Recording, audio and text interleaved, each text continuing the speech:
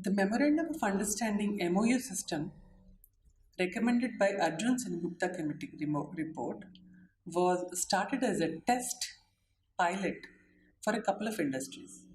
As an instrument, it was introduced in the test phase in 1987-88 based on the French system of performance contracts. As we have earlier said, there were two types of contracting systems available at that time. There was the French contracting system type and the other was a signaling system. So India initially adopted the French system of performance contracting and a year later we switched to the signaling system. And now it has been refined into a balanced scorecard approach. The system was introduced on the concept of management by objectives to give greater autonomy to managers in the public sector and simultaneously make them more accountable for the performance of the enterprise. In its most basic form, the MoU system is a system of management audit. In a meeting held in December 1985, a group of ministers decided to introduce the system of MoU in the CPs in 1986. It was finally introduced. Though there is no legal framework supporting the introduction of MoU system for public enterprises, but this meeting by the group of ministers and their decision gives a solid backing to this system and its implementation in public enterprises. The system of MoU was aimed at affording greater autonomy to public enterprises from government control. Along with the increased autonomy for managers, there was a corresponding increase in accountability as well, where the government would continue to have control over the enterprises through supervision by target setting at the beginning of each year through performance evaluation system. Initially, 4 CPSAs signed the MoU in the year of its introduction in 1987-88 and 11 in the following year. The MoU in the year 1988 contained static operational efficiency, the efficiency in the use of resources at its disposal at a given point of time. The 1989-90 MoUs changed dramatically. The MoUs included dynamic efficiency indicators. These indicators included corporate planning, human resource development, marketing, etc. The importance of MoU system gained significantly after the introduction of the new industrial policy of 1991, where a specific mention was made for the introduction for a system of performance contracting or MoU in public enterprises for enhancing their efficiency. It was decided to bring more CPSEs or public enterprises under the ambit of MoU system. The importance of MoU system gained more after the introduction of the new industrial policy of 1991, and it was decided that more public enterprises would be brought under the ambit of the MoU system. The next major set of changes came to the system after the committee report in 2004 by NCAER. This prompted the issuance of new guidelines and saw the introduction of enterprise-specific and sector-specific parameters and also a change in the weightages for the parameters. The changes introduced by the NCAER report are discussed in detail at a later stage. The guidelines which were issued following the NCAER committee report were invoked till 2009-10. The MoU guidelines of 2010-11, which took into account the recommendations of another important committee called Ashok Chandra Committee report, had aspects like corporate social planning, research and development, and sustainable development. Here, we would like to highlight how this MoU system kept growing and enriching itself from where it started, that was the Arjun Sengupta Committee report, and there were some additions made by Ashok Chandra Committee report, and the parameters and indicators widened in the course of time. The evolution of the MoU system in India can be traced through such important committees and reports which we have refined fine-tune the system at regular intervals of time. The committee reports took into account the environment in which the public sector enterprises, both external and internal environment in which the public sector were operating. Some of the important committee reports which contributed to the changes and evolution of MOU system have been indicated. First was the Arjun Singh Gupta Committee report in 1984. The second was a study on the revamping of MOU system by NCAER in 2004. Third was a report of the working group on the review of MOU guidelines in CPEs, Government of India and DPE in 2008. The fourth was a report of panel of experts of reforms in central public sector enterprises. The fifth was the report of Committee on MOU System in 2012. So these were the 5 important reports which contributed to the growth and evolution of MOU system in India. We have already seen how Arjun Singh Gupta Committee highlighted on the problems of public enterprises and the recommendations given by the committee. Now let us look at the NCAER report and what it highlighted.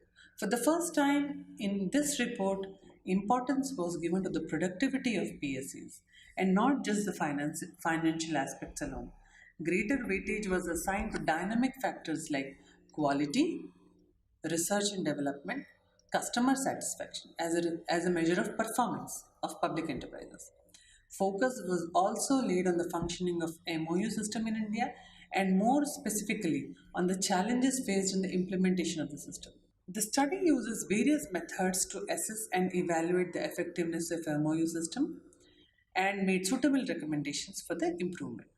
Several important tools like total factor productivity analysis, TFP analysis, were also incorporated in the report. Suggestion was made for incorporating these tools. This study also identified problems faced by public enterprises in India at that point of time. The study, while reiterating most of the concepts of what public sectors played in India, which was highlighted by Arjun Sen Gupta Committee, also identified the serious problems which hindered the performance of public sector enterprises, including the dysfunctional relationship between public sector enterprises and the government, lack of clarity and expectation from enterprises as such, multiplicity of goals leading to confusion among managers with regard to profit objectives, lack of proper methods of accountability and evaluation. Government interference in operations of the CPSEs or the public enterprises was prevalent as the enterprises were regarded as subordinate departments rather than corporate bodies, which led to this dysfunctional relationship as per the NCAR report. All the information and expertise that was available with the managers in the enterprise did not match with the government expertise, as the government did not have the tools or expertise to evaluate the performance of the enterprise. Further, the study also highlights the need for the MOU system and the information asymmetry in between the enterprise and the government. The report highlighted that the managers of the enterprises at any given point of time have more information about the enterprise rather than the government, and thus it doesn't give the level playing field between these two agencies for any system to move effectively forward. The committee recommended having equal weightages to financial and non-financial parameters as a first step that the enterprises took towards improving not only the financial aspects but also sustainable development through improved productivity. Now let us look at the next report of the working group on the review of MOU guidelines, which was set up in 2008. The other committee that was set up to review the implementation of MOU system in India was called the Working Group on Review of MOU Guidelines in CPSEs, and it was established in the year 2008 under the chairmanship of Sri Ashok Chandra. This report was of vital importance in the context of MOU in India. The report emphasized the importance of public sector, which grew from just 5 enterprises with combined investment of 29 crores in the first 5-year plan to 217 operating CPSCs with a total investment of more than 40,000 crores. The main scope of the working group was the improving of the new methodology of performance evaluation adopted by Department of Public Enterprises in 2004-2005. This report highlighted the following aspects: determination of basic targets and the difference between different grades on a 5-point rating scale, reviewing the balanced scorecard approach of giving equal weightages to financial and non-financial parameters, distinguishing the performance of large and small firms through size-related criteria or parameters, review the criteria for performance evaluation, review of the syndicates of task force under the MoU system, develop appropriate mechanisms for reflecting targets and performance of subsidiaries and joint ventures in the targets and performance of the holding companies. And the main areas where it felt there was need for improvement was in the target setting process, which is a very important process, and the determination of weightages of different types of parameters criteria. There was another report, expert panel that was set up on reforms in central public enterprises in the year 2011. This committee also looked into the functioning of the MoU system and made some recommendations. Some of them are as follows. While recommending the continuation of the MoU system for public enterprises, the committee felt that some basic changes had to be made to the system to make them more effective, as a system that was operating till then was formulated when the public enterprises were operating in a regulated environment. The committee felt that the MoU system would have to go beyond just performance evaluation tool and would have to transcend into an instrument which would give the enterprise a direction to their business and business processes. The MoU would have to account for diversification, acquisition, formation of joint ventures, new strategic businesses, usage of information communication technology, R&D initiatives, HR development, organizational changes, etc. as the enterprises approach these processes to stay competitive in the market. The report also recommended MoUs to be delinked from the performance-related PRP system. Benchmarking with industrial parameters, including the private sector for physical parameters, was also recommended by this particular committee. The report highlighted on certain issues. The first and foremost issue which the report highlighted was the format of MoU. The report suggested that the system of multiple formats in the MoU system was to be replaced by a uniform MoU format system, where across the board enterprises would have a uniform format through which they would enter the information. But the enterprises would have flexibility to look into their specific needs. The report also talked about the target setting process. Basic targets and differences in rating should be the discretion of the task force. DP should also bring out glossary and definitions of financial and accounting terms used in MoU documents. As far as the non-financial targets, the parameters as per the report should be divided into corporate social responsibility, sustainable development, R&D, technology, quality, innovation, etc. The committee was satisfied with the guidelines being issued by the DP and felt that it was very comprehensive, but the report also pointed out that the guidelines would have to be revised against the committee recommendations from time to time. During this period, there was another system called the Results Framework document that was introduced by the Government of India. Under the Cabinet Secretariat, a performance management division was created, and this department was supposed to manage the performance of all the government departments, central government departments, through this tool called RFD, Results Framework Document. So this committee recommended the integration of two systems. The MoU system was particularly looking at the performance management in public enterprises, while the result framework document, which was a comprehensive view of performance management in government, central government departments, was also separately existing. So this report recommended the merging or the synchronization between these two reports, between MoU and RFD system. Now let us look at where the current MoU system looks like. Recently, they have number of changes that have been brought out in the MoU system. The MoU system till date was a paper-based system. It was kind of an agreement between the public enterprise and the respective administrative ministry.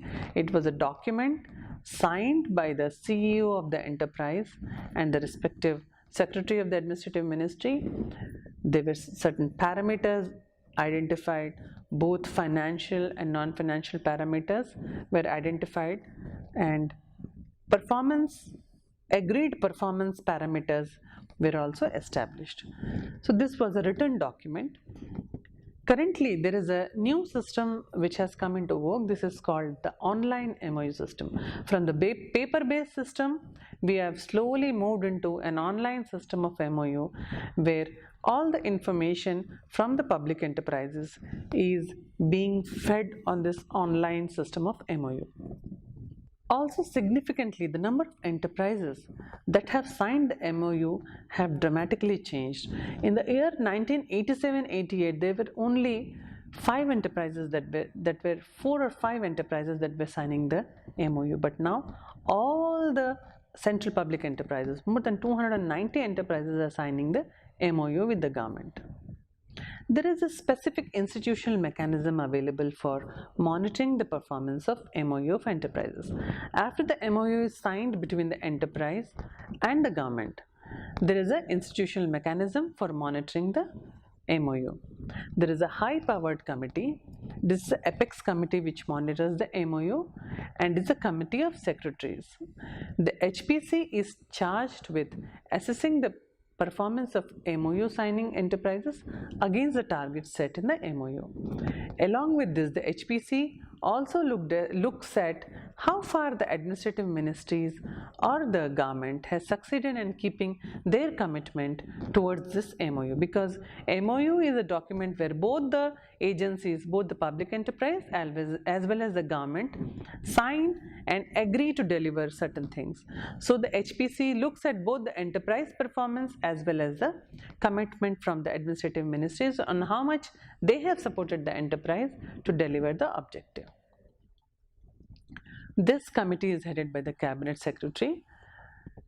The member secretary of the committee is the Secretary DP, Department of Public Enterprises. There is an ad hoc task force, which is a very, very crucial institution which supports the implementation of MoU.